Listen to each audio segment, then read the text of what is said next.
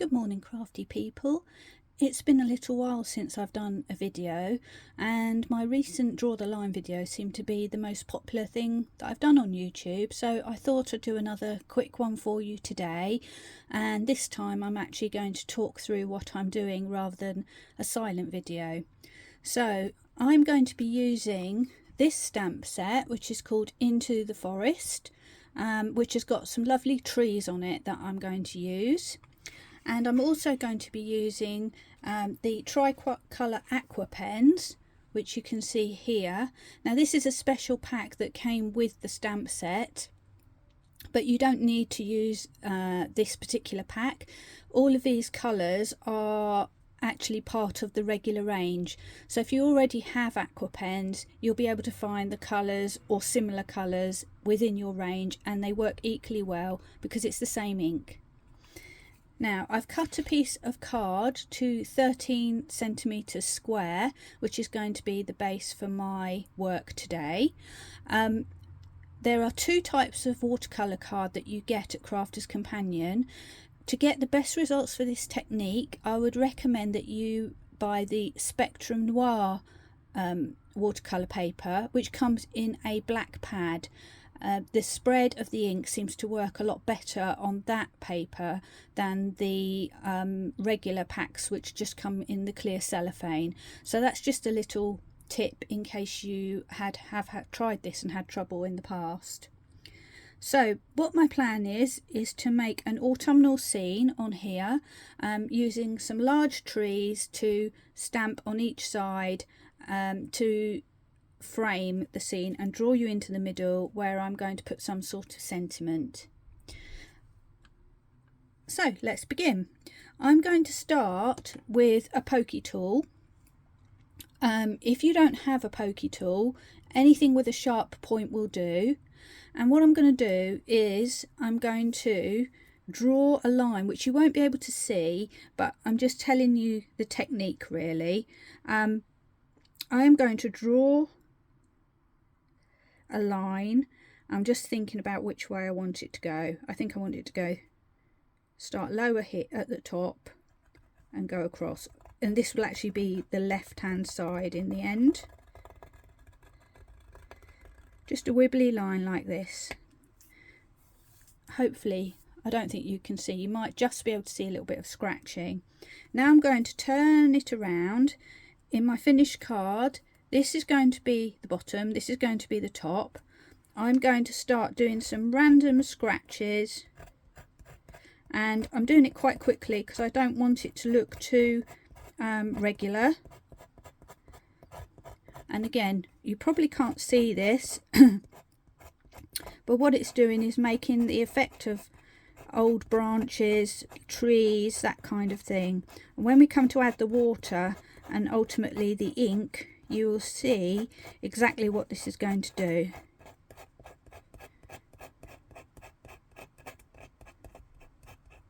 There, job done.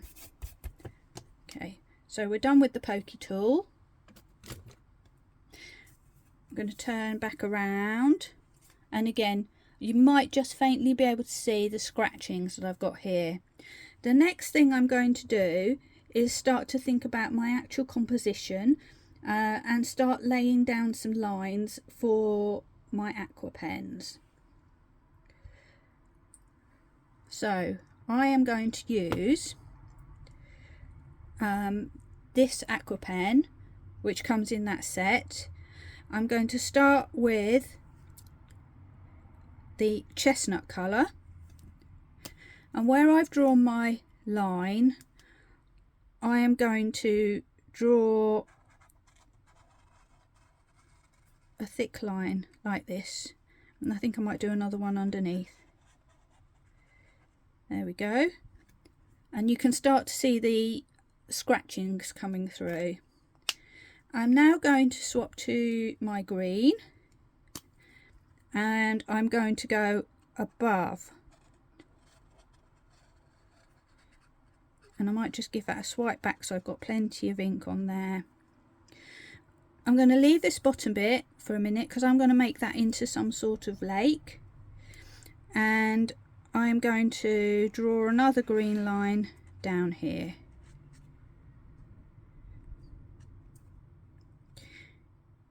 And I might do, let's think, I'm thinking of the hoof here, I might do another brown just there. And I've now had a thought that I'm going to come back in with my scratchy tool and just do a few bits and bobs here.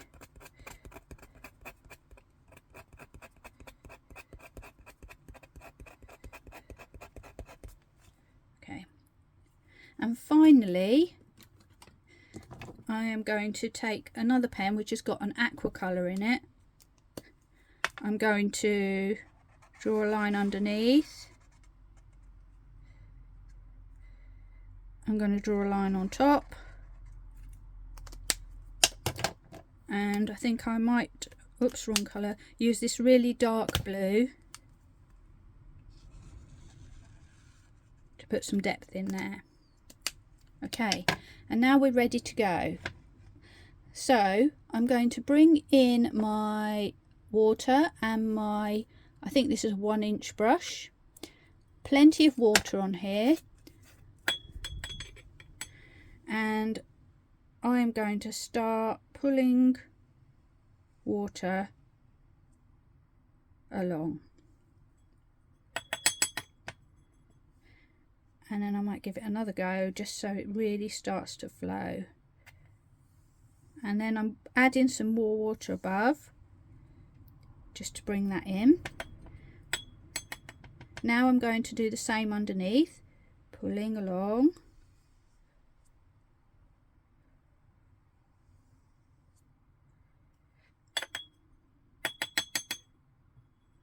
And down the bottom.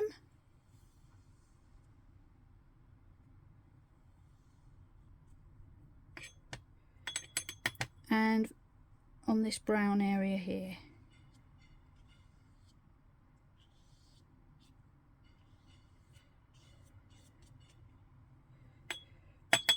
And then I'm going to give that another little swipe because that's come out really quite strong. And I'm just meeting in the middle here.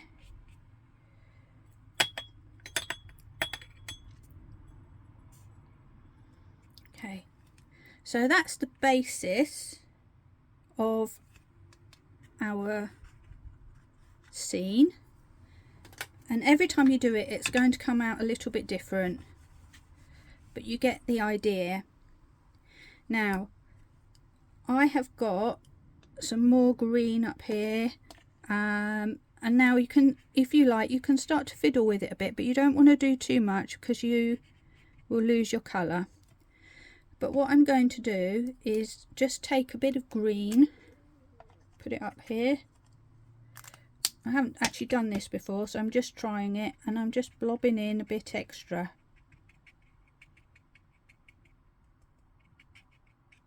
With my flat brush. There we go. I'm going to come to the bottom here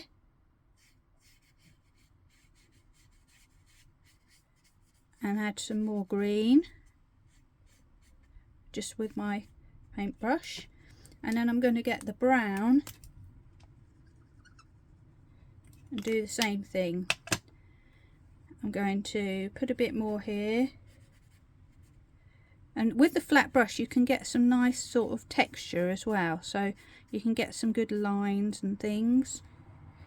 I'm actually going to put a bit of green again, but the dark, I mixed the brown and the green together and ended up with a sort of darker brown. I need a bit more green. Sorry, that's probably a little bit out of shot. There we go.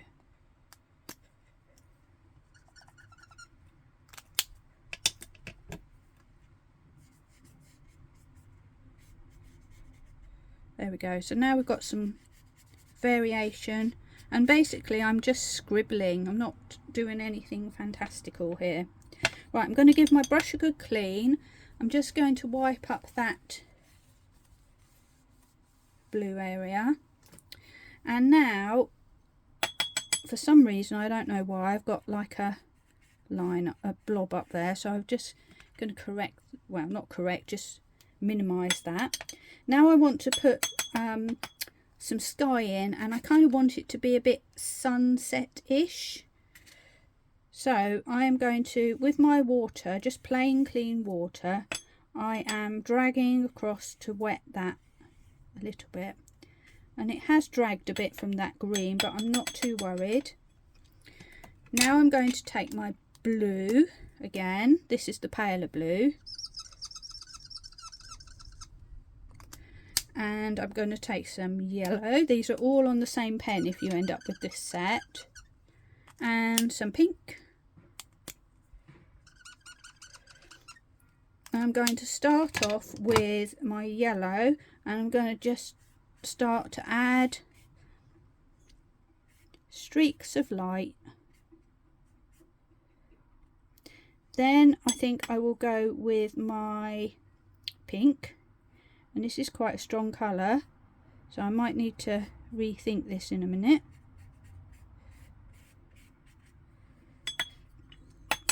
And you can see it's starting to move, but when it mixes with the yellow it will start to go a bit more orangey. Okay, and then I'm going to get a bit more yellow. I'm just going to dry my brush a little bit because I want to try and make it a little more intense.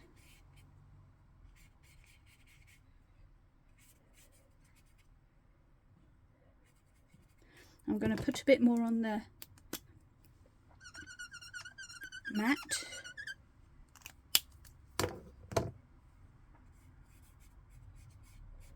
And because I pre-wet this, it's going to diffuse and look quite pale or paler, but luckily because these colours are quite strong, they will come through. There we go. And finally I'm going to get a little bit of blue, just add that to the top. The paper's dried out a little bit in the meantime, but just giving a hint of blue. Try not to mix it too much with the yellow because then I'll get green. There we are. And then for a final little trick, I'm going to take, you can take a 2p piece or some other coin if you're somewhere else. I've got a little plastic acrylic block. I am wrapping a piece of tissue paper around it. I'm going to do it more in the middle. Like that. Pull it tight and plonk it down. And I'm hoping that will lift some of that colour. There we go. So we have a very subtle setting sun just on the side there. You need to do that while it's still wet, otherwise the colour won't lift, but it's a lovely little effect to do. Okay, and finally I'm going to just, can't stop fiddling, just going to add a little bit more blue up there, a little bit more blue there. There we go. So whilst I've been doing that, you can see that down at the bottom all of this ink here has been moving around and making a lovely little scene for us. Now you could just leave it at that and mount it, and you've got a lovely card and maybe put a sentiment somewhere. But what we're going to do is use some of the stamps now, but before I do that I just need to dry this off. So I'm going to pause for a second while I dry off this piece and clean up a little bit, and then we'll get on to the stamping stage. So my card is now dry. You have got options here. You can either dry with a heat gun or you can leave it to dry naturally if you've got time. It does, when you dry, make the paper buckle a bit, so a good tip when heat drying is to dry on the front, then flip to the back, dry it on the back, and you'll see it start to curl back again. and keep flipping that way. I have just done that technique, and then I have put my card under something heavy just for a minute. Ideally I'd leave it a bit longer to completely flatten it, but I wanted to get this finished, so we'll carry on and see where we land up. So I'm now putting my piece of painted watercolour card onto my stamping platform. I prefer to do this because this is very textured, and I'm going to be stamping a solid image, so I might need a couple of goes with it.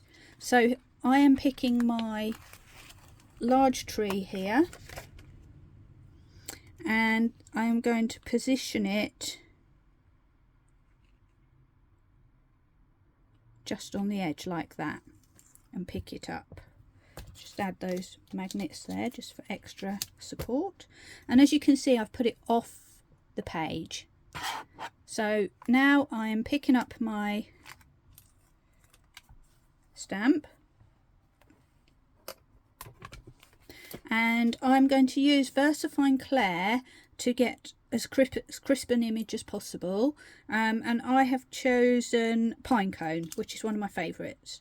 So I'm going to ink up, and you have to excuse me because I'm going to need to move all of this around a bit to be able to shut the plate, because I've got my camera quite close.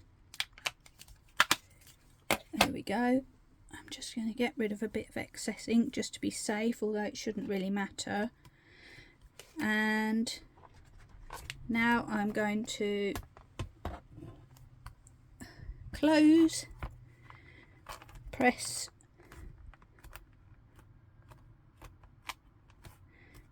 and see what we get.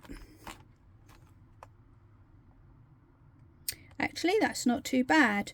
The good thing about using trees is that you, if you get some missing little bits, it kind of looks like the texture of the bark. So actually that's quite nice. But I am going to do it again. Just stamping off camera.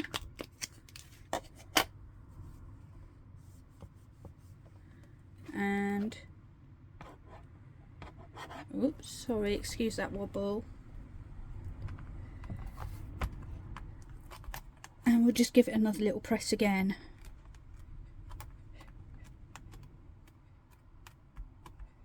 And I think that will be good enough. Yeah. So now we have a tree to our right hand side. I'm going to pick up my piece of paper. I'm going to move it across, because what I want to do is put another tree on this side. So magnet it down. I'm just going to briefly peel off my stamp and just give it a little wipe just to get the worst of the ink off. So I'm just doing that off screen, so that I can avoid shadowing when I reposition. Right, I don't want them to be dead in alignment with each other. Just bring that back. So I don't want two deadly straight trees, because life doesn't usually work like that. I'm going to put this one up a bit as if it's closer to the lake, and the top of it is going to disappear out of the scene. So I think that's quite a good position. I'll just move my mat while I pick that up, and then repeat the same process.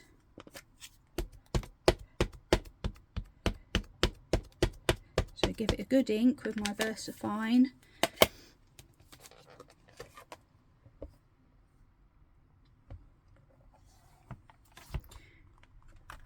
And press down.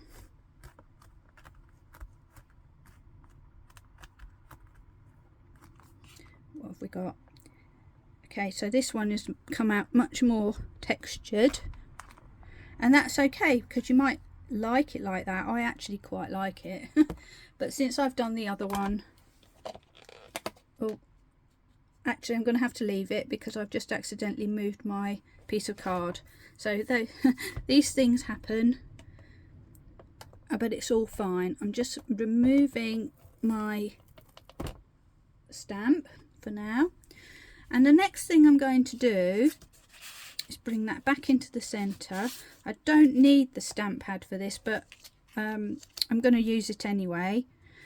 I'm going to take from the sheet this little tree, and I'm going to take an acrylic block and put that on there. And what I'm going to do is create some bushes along the bottom and perhaps up the sides. So the way I'm going to do that is I'm going back to VersaFine, but this time I'm using Shady Lane, which is another favourite of mine. Stamping up. And then I'm randomly going to just start adding bushes, and as you can see I'm repeat stamping, so I'm getting very different levels of shade, faded versions, stronger versions. And the good thing about this round block is that it makes it very easy to twist around, so everything doesn't look too uniform.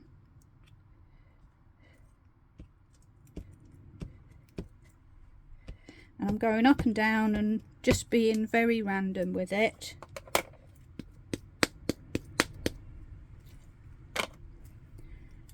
I'm just going to put some up there, I think. As I'm going along, you can see I'm getting less and less careful because I'm just building up some intensity, really.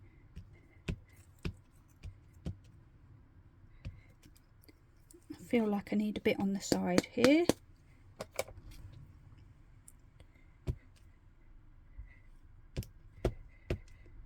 Okay, and then I'm going to go back with my brown and I'm just going to add a few little bits at the bottom. It adds a little bit of texture and density. And the last thing to do is to put a sentiment. That's the last thing we're going to do with the stamping platform anyway. So there are sentiments within the pack, but I want something a bit more generic. So I've got some sentiments of my own here, and I'm just going to pick something that fits. I think there's lots of love. That looks quite nice. Sending love's a bit square. I like the lots of love because it kind of steps down. It's not a square block. So I'm going to put that in there randomly. I'm going to square up my card a little bit so I know I'm positioning it quite well. Okay, and I'm going to use a black VersaFine to stamp this. So I'm just going to do that quickly and then I'll come back to you when that's done. Okay, so I've got my sentiment in place. And I'm just looking now to do some finishing touches, and the first thing that comes to mind for me is that I can see these trees kind of look like they're floating because we've got a very solid end to them. So what I'm going to do is take a very small stencil brush and some of the Harmony ink, which is called Seal Brown. I'm just going to dab in there and just very gently brush, and just start light, and you can always add more. There we go. And all of a sudden this tree looks like it has some ground. And then I'm going to do the same here, And also I would say don't be afraid to twist and turn your work to make it easier for you. As you can see, I'm left-handed, so I'm twisting my work sort of in a clockwise fashion, which means I can do a nice sweeping kind of movement. What I'm going to do is bring that all the way down. There we go. And then I might just put a little bit in here just to enhance what we've already got, or you can just leave it. It's really up to you. There we go. And I might just add a little bit at the top of this stream or lake, representing the shadow thrown by the trees.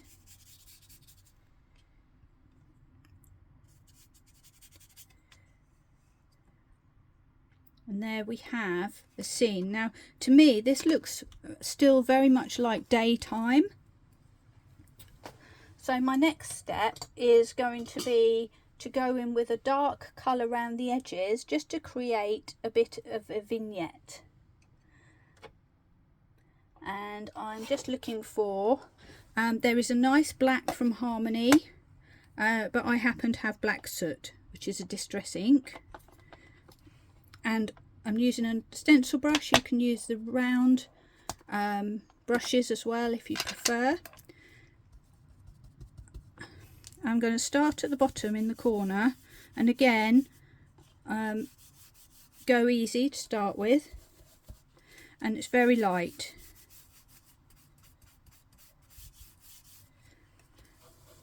Now I'm going to go to the top.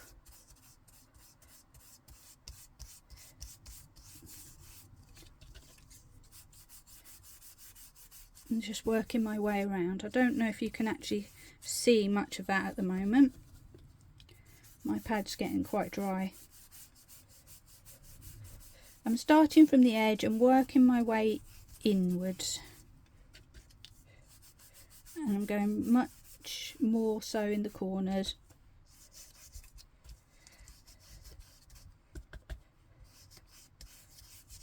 And I'm just going to keep going with that for a little while, till I feel like I've got what I wanted, and hopefully you can start to see that that will give the appearance of shadow and darkness starting to come in.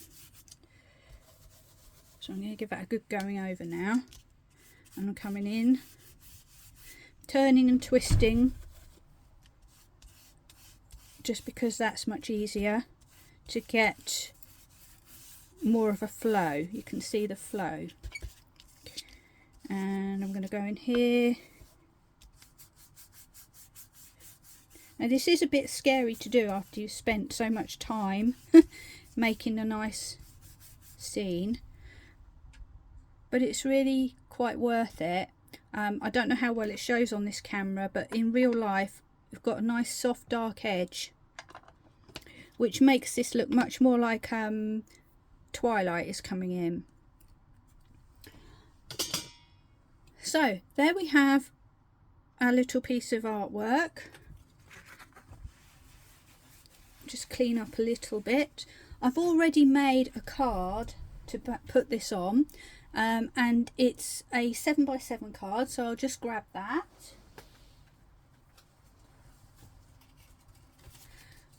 Here we go.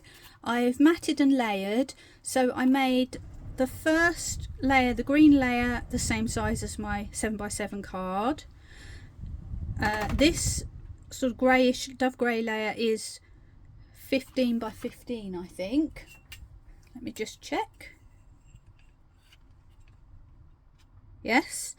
Then 14x14, and my final piece was 13.5 centimeters square.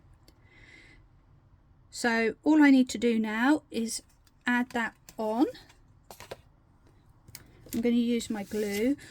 After I go off camera, what I will do is again put this under something flat to try and take away some of that wobbliness of the watercolour card. It's unfortunately you can't avoid it, especially with the amount of water that we're putting on our card to get these lovely effects.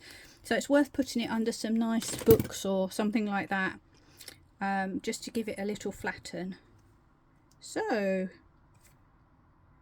let's just stick this on. I'm using wet glue to give me a little bit of wiggle room. I'm not the best at doing these straight lines. I've got wobbly eyes, I think. There we go. Give that a little press.